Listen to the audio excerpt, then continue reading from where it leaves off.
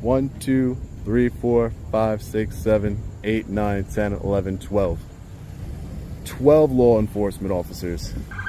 Lights and sirens for a man with a camera. What are you doing here? Working on a story of corruption, that involves the your boss, the police commissioner, Patrick Ryder. Does everybody get special treatment like this? This is a figure of the police department. Do you mind if I get your name and badge number, sir? Just so I know who came here. Yeah, right here. Right here. H-E-R. There's nothing in that pocket. Okay, it looks like it. How do you see something in an empty pocket? Watch your videos a lot. Oh yeah, prove anything. I'm going to need ID from you though. I didn't break any law. This story doesn't start calmly. It starts with chaos. Right away, viewers see something shocking. 12 officers showing up with lights and sirens for one man with a camera. That instantly raises a big question. Why does one person filming need this kind of response? Then the story takes a turn. The cameraman introduces himself. But it quickly becomes clear this is more than a normal audit. There are claims of corruption, powerful people involved, and accusations that criticism is being shut down. What seems like a simple public filming encounter starts looking like a much bigger fight between transparency and authority. As more details come out, the tension grows fast. This is no longer just about filming in public. It's about challenging people in power. The pressure builds through legal disputes, accusations, and the feeling that something may be happening behind the scenes. By the end of this opening, it's clear this is not just a basic confrontation. It feels like the beginning of a much bigger investigation. And with direct conflict ahead, the situation could escalate quickly. Hi, Mrs. Ryder? Yeah. Hi, my name is Sean. I'm an independent journalist. I was wondering if you had any comment on the allegations that your husband, the commissioner of the police department, Patrick Ryder, is having an affair with Laura. He's having an affair with Laura Curran. He's having an affair with Laura Curran, the former Nassau County executive. Can you please get off the property? Sure, ma'am. I just wanted to let you know that your husband's under investigation. Trying to get to the bottom of it. Trying to investigate. Let's get off the property. Just wondering if she had any comment. We're just trying to get to the bottom of it. I have an inside source that is telling me that there's much more than an affair going on here with the Nassau County Police Commissioner. He is allegedly racist, using racial slurs. I have an inside source in the police department that is feeding me all this information, and we're just trying to get to the bottom of it. How the Nassau County Police Commissioner is using asset forfeiture to steal people's property and use it for his own benefit.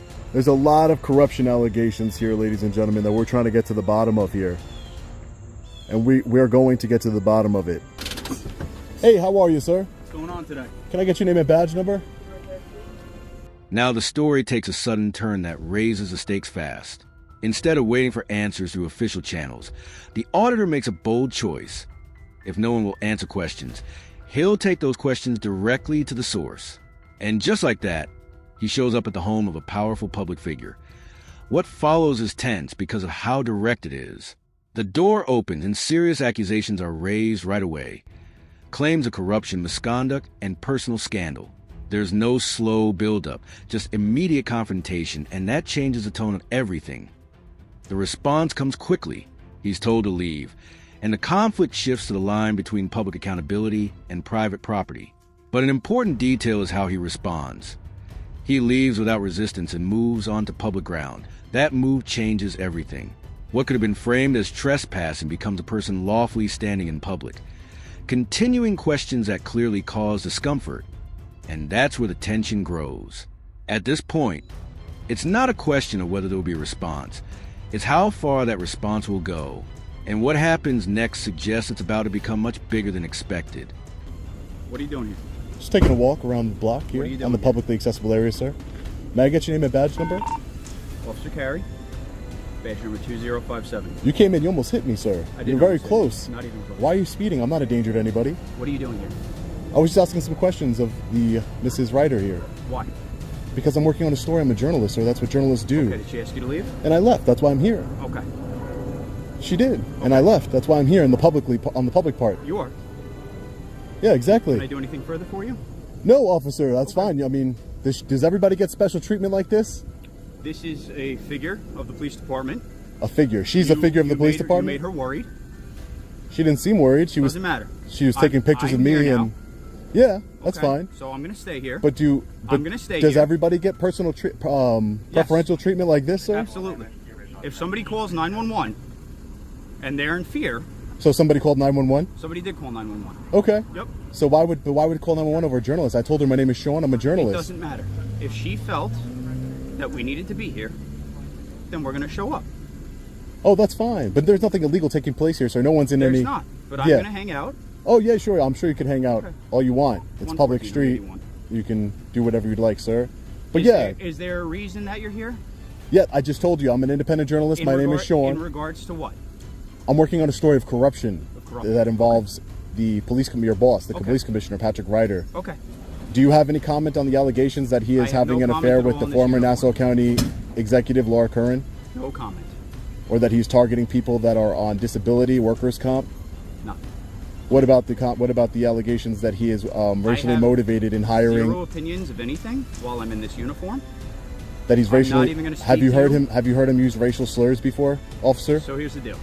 I'm asking questions. I'm not going to speak to you further. That's fine. I'm going to hang out. There's no reason for you to can't speak to impede me. foot traffic. And Oh, you sure. I'll cannot walk impede back and street forth. traffic. Yeah, no problem, sir. Okay. No problem. All right. Yeah, sure, no problem. The calm doesn't last long. Soon, the first police officer arrives and the whole tone changes. This is no longer just a journalist asking questions. It becomes a direct encounter with authority. The officer starts asking why he's there, what he's doing, and what his intentions are. It may sound routine, but tension starts building. The auditor, though, stays calm and doesn't back down. He simply repeats that he's a journalist working on a story. What makes this moment interesting is the contrast. On one side, an officer responding to something reported as suspicious. On the other, someone insisting what they're doing is legal and protected. It's not chaotic, but the tension is clearly there. Then comes a key point. The officer acknowledges no crime has been committed, but instead of ending things, that creates uncertainty. There's no clear reason to act, yet the situation still doesn't feel over, and that's what keeps the tension growing. If nothing illegal is happening, why does it feel like something bigger is coming? That answer comes quickly, and it arrives with flashing lights. You can let her know that I'm not a danger to her in any way, if she's worried about that. That you know who I am, and there's no need to worry here. Do you have ID? Oh, I only hand over ID unless I've committed a crime, sir.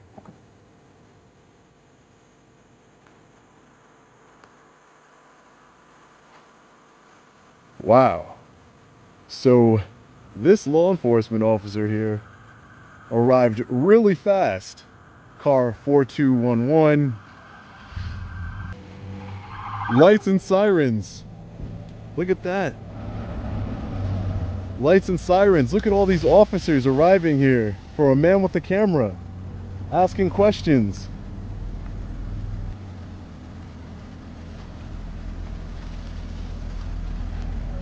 One, two, three, four.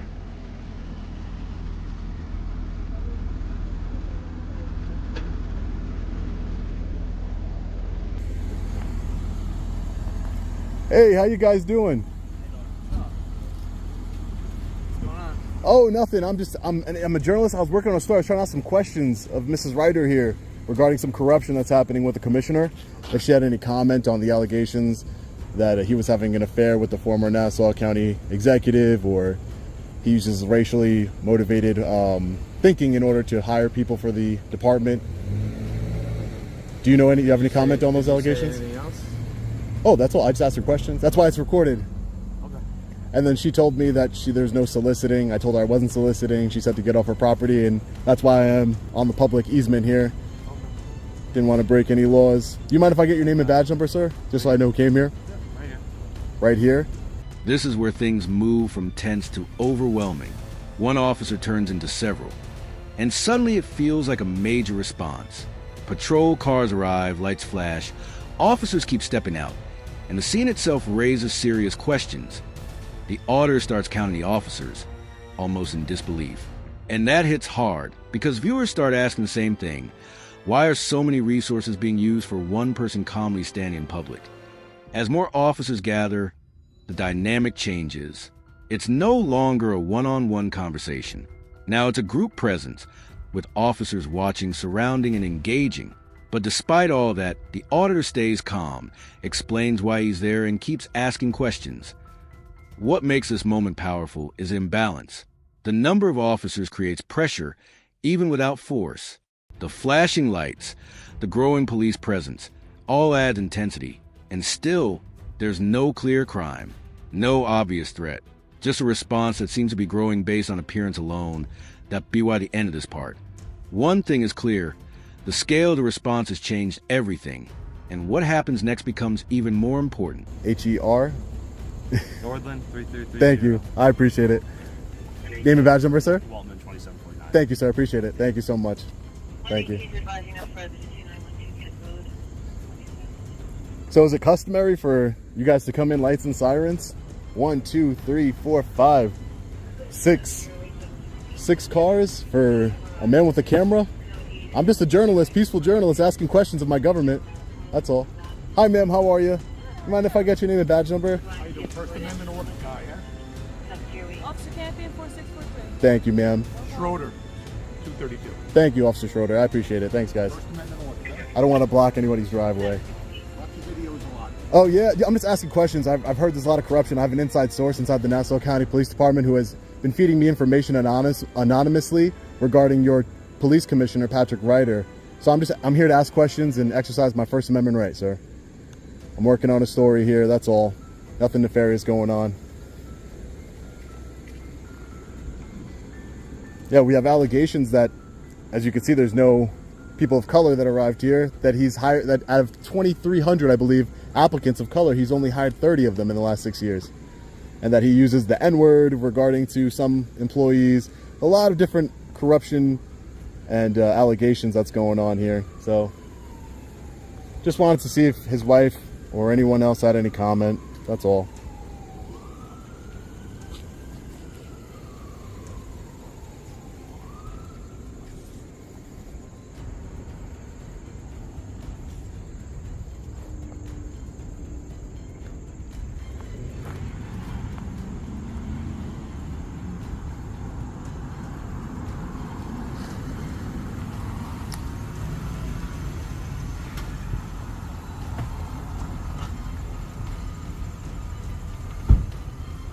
Hey, how are you, sir? How are you? Doing well.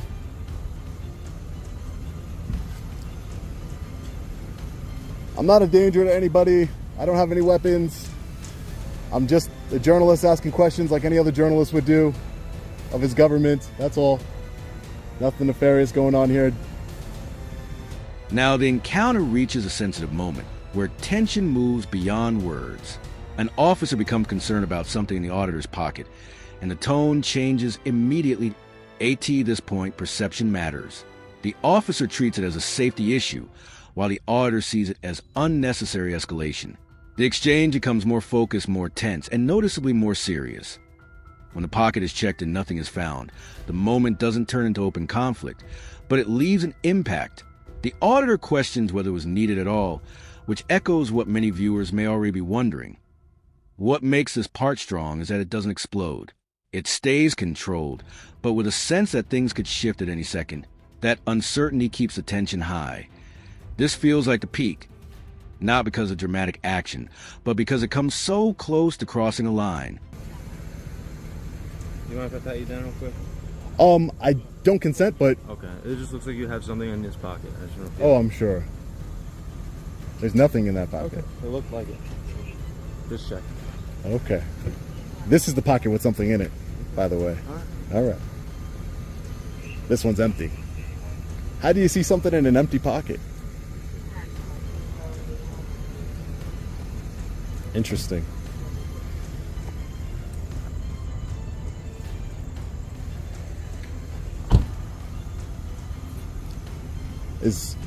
Is the person that lives in this house like royalty or something that I'm missing, or like the president of the United States? I don't get why there's so many law enforcement officers here for a man with a camera just asking questions of his government. That's all. I'm not trying to do anything, just asking questions. Apparently your commissioner's a really corrupt guy, and I'm gonna expose him. Apparently he's trying to put me in jail. This is what I'm hearing from inside your department. So I'm just trying to ask questions, that's all.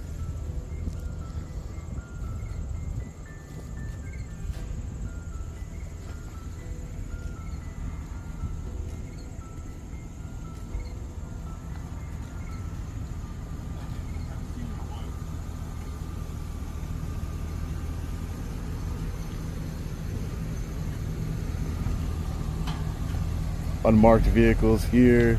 JNP 3293, FFG 5335. Alright, so here's the deal. I just want to make out. I don't want to Yep. block anybody's No driveway. worries. Sure. So, Commissioner's wife said she asked you to leave. She shut the door. And I left. Okay. We still need. Do you have on video you leaving the house? Well, she has a Ring camera, sir. She does. It didn't capture you walking away or staying. It- I just looked at it. How does it I not just capture checked it. that? I don't know. Do you have video footage? Did she tell you that I left? She didn't see. So I'm She looking. didn't see? I'm looking to. Well, I don't confirm have that you to. left. I'm going to exercise my right to remain Okay, silent. that's I don't fine. have to prove I am anything. going to need ID from you though. I didn't break any laws. You were possibly trespassing. Possibly And we're looking- trespassing. and we're looking- But you know who I am. I don't know who you are. I have no idea who you are. Okay. So I need ID. So I I don't- can confirm. I don't have any. You have You've no arrested me. identification. You've arrested me a couple weeks ago. I did not arrest. I'm not you, but your department. Okay, that's I'm not fine. breaking any laws. That's fine. Will you arrest me if I don't identify myself? I'm not going to arrest you if Okay, you don't great. identify yourself. Oh wait, so I don't want to. I want to remain silent. I want to exercise my Fifth Amendment right to remain silent. She didn't answer my question. You got here really quick. I did I'm get on my here very way. I'm on my way. I don't have anything else. I'm not standing outside somebody's house. I was just asking her a question based on the allegations of Do you have corruption. identification on you? Sir, I don't, and I don't give it up unless I've broken the law, sir. I haven't broken any laws. I'm here exercising in a constitutionally protected activity. I'm just asking questions of my government, that's all.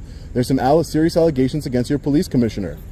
Serious allegations that I'm getting from a reliable source inside of your department. They're going to come forward. It's a whistleblower, sir, and I'm just asking questions. Who are you asking questions to? This is nobody here. With that tension still in the air, the encounter shifts into a legal standoff. Officers begin asking for identification, bringing the conflict into a new phase. Now the exchange becomes more careful and strategic. The auditor refuses, arguing no crime has taken place. Officers raise possible trespassing concerns, not as a confirmed offense, but as a reason to keep pressing. What follows is a controlled back and forth. Neither side fully backs down, and neither pushes things over the edge. It becomes a test of limits, legal, procedural, and personal. What makes this part compelling is a restraint. No shouting, no chaos, just steady pressure, where every word matters. And even with the tension, it never fully spirals. By the end, the intensity starts to ease. Not because a disagreement is solved, but because both sides seem to recognize how far this can go. Except for us. Well, I was asking questions to... I was hoping Patrick Ryder was here so I can ask him some questions, but his wife answered the door. So I asked her a question. She said no soliciting. She said, leave the property, and I came onto the sidewalk, which is where the officer here found me when he arrived, seconds later. Okay, so if no one's going to speak to you, then... I just said I'm on my way. I have Okay. nothing. I have nothing else here. No one's going to speak to me. So that's what I'm asking. Oh yeah. Do you mind if I get your name and badge number, sir? Sergeant Soto, 211. Sergeant Soto. Yeah, no, I'm not. My.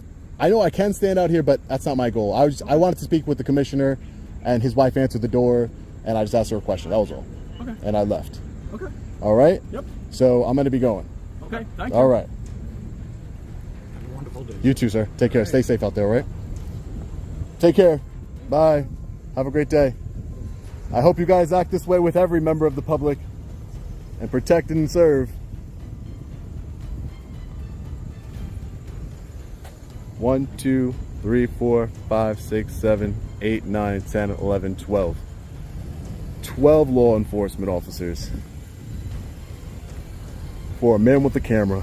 How do you like that? I'm just asking questions of my government. I was trying to speak to Patrick Ryder, the commissioner. As quickly as things escalated, they begin to settle down.